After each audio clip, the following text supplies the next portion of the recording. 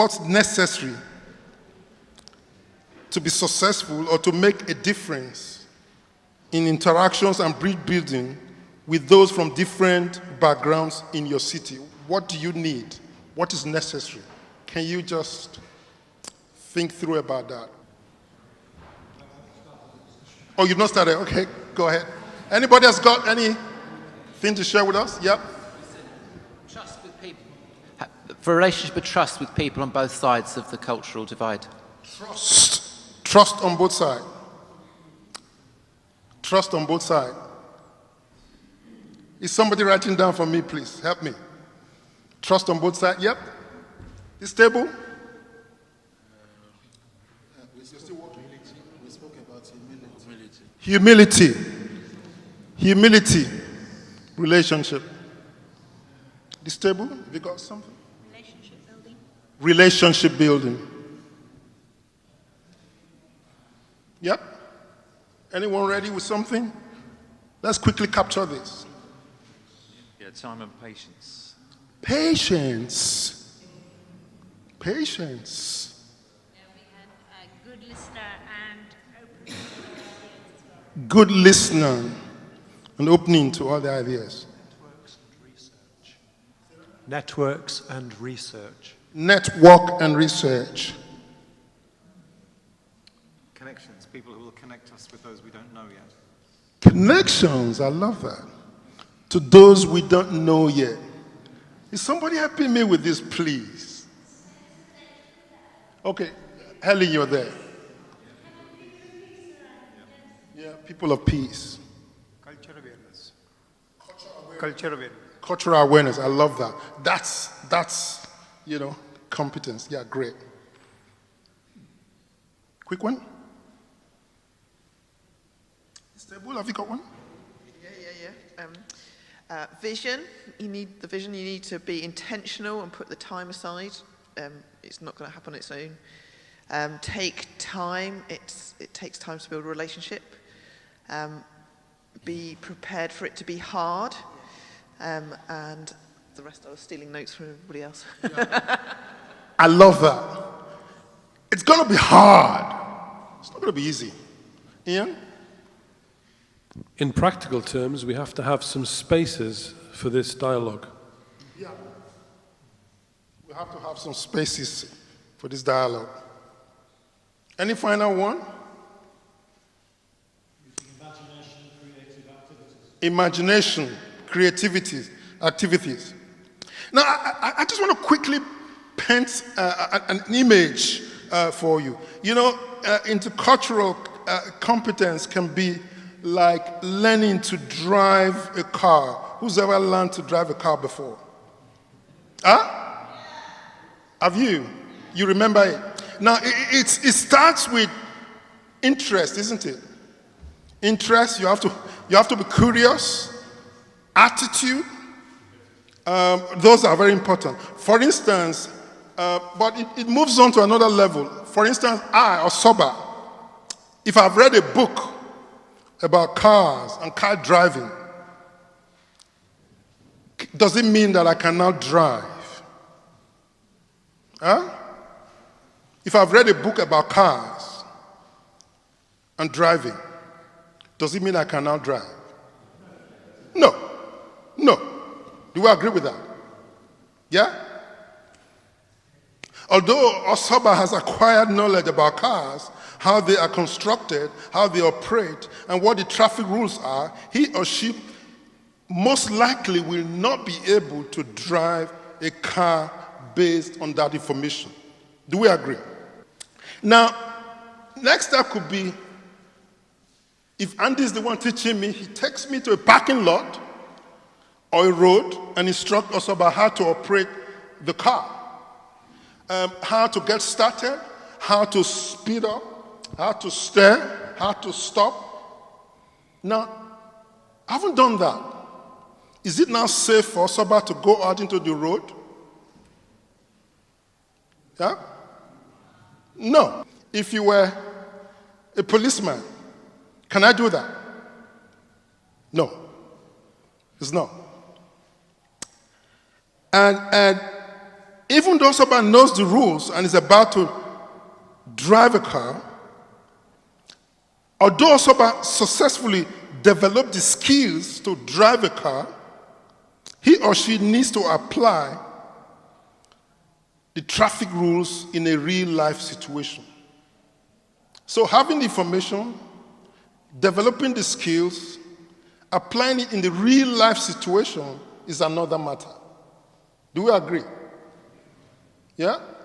There are a lot of people, they know, they have interest, they have the right attitude, they acquire the skills, everything.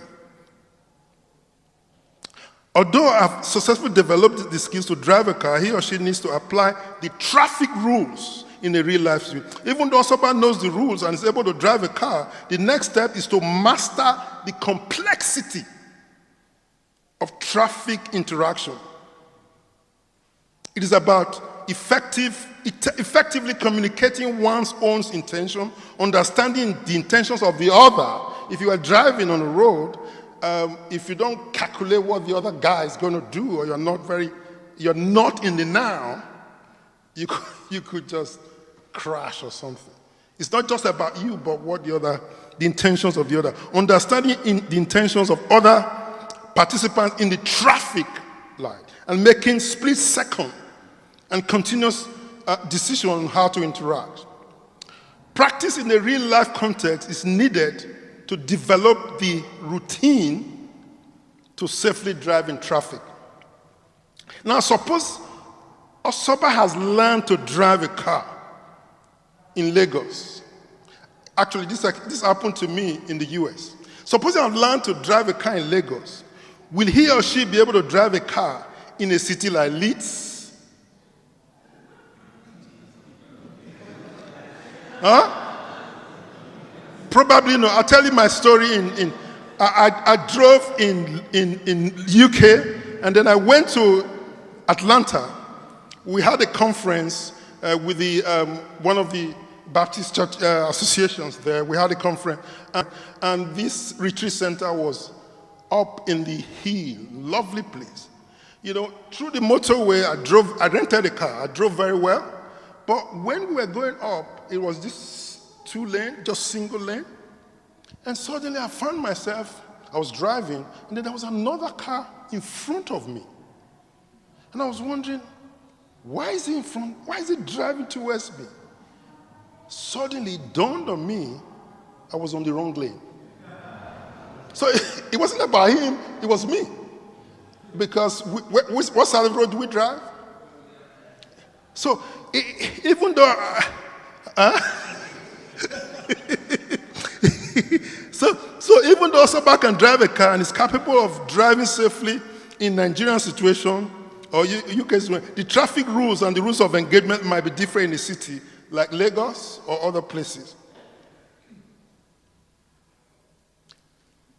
Now, implicit assumptions about the intentions of others vis-a-vis might be invalid in this new situation. To manage the traffic in Lagos, a willingness to understand. Now, as I'm sharing this, just relate this to culture in the city as we build bridges, as we connect with others. These are things we need to, and what I've been hearing you say today is connected. Some are connected, but we need to go deeper.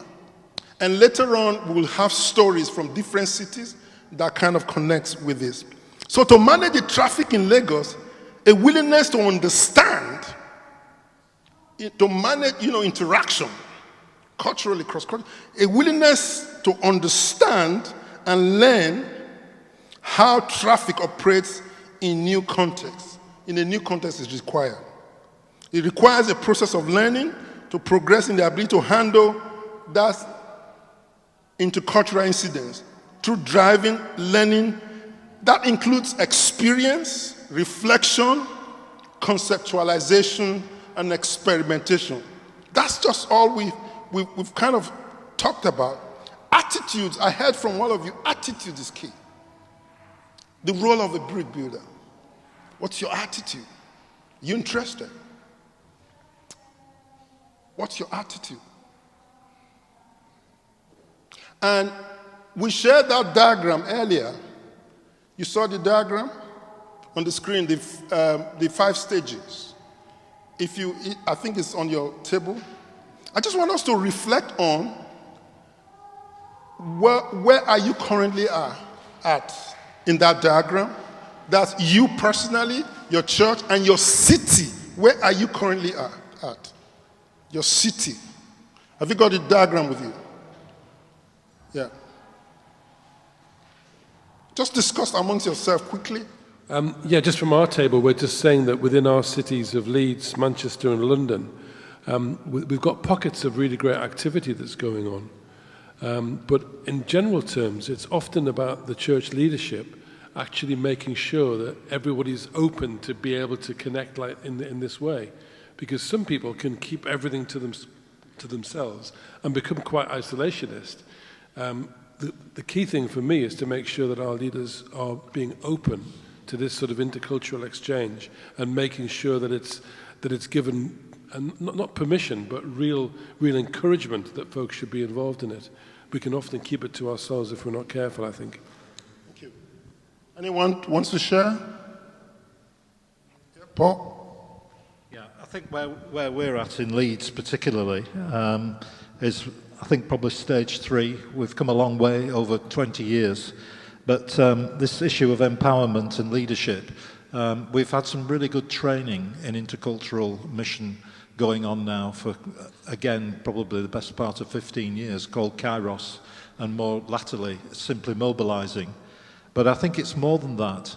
I think it's not just a matter of training in terms of empowering, but the relational getting alongside and, keeping the vision alive on personal level, and really looking to God. I think we're at a stage now where we've come a long way and so on, but I'm really at the point asking, where do we go now? And I think that's one of the keys. What would you like to prioritize? Well, it's always got to be relational. Relational. And empowering. Thank you. Thank you. You've got a powerful story there. Anyone want to quickly? We're going to have some cities again, London, Leeds, the 3L to come forward. But while they're coming forward, I just want to quickly ground this story about car driving I was talking about. Attitudes are the foundation of bridge building, intercultural competence, and intercultural competence. Without openness, without respect and curiosity, it is very difficult to pursue knowledge, skills that are essential to engaging, to building bridges in the city. One way to move individuals towards the attitude is by challenging their assumptions and through those self-assessment tools that I mentioned earlier. And I think it's very important that we understand that. Knowledge, skills, adding the necessary knowledge and skills may ensure that an individual can be more effective and appropriate in his or her intercultural interactions. With the added flexibility, adaptability, and empathy, one can be even more effective and appropriate in that relationship. What we see and experience with intercultural relationship and bridge building are the external outcomes. Behavior and communication that is effective and appropriate. It is important to stress the implication of effective and appropriate behavior and communication. And I think it's very proper that we understand that.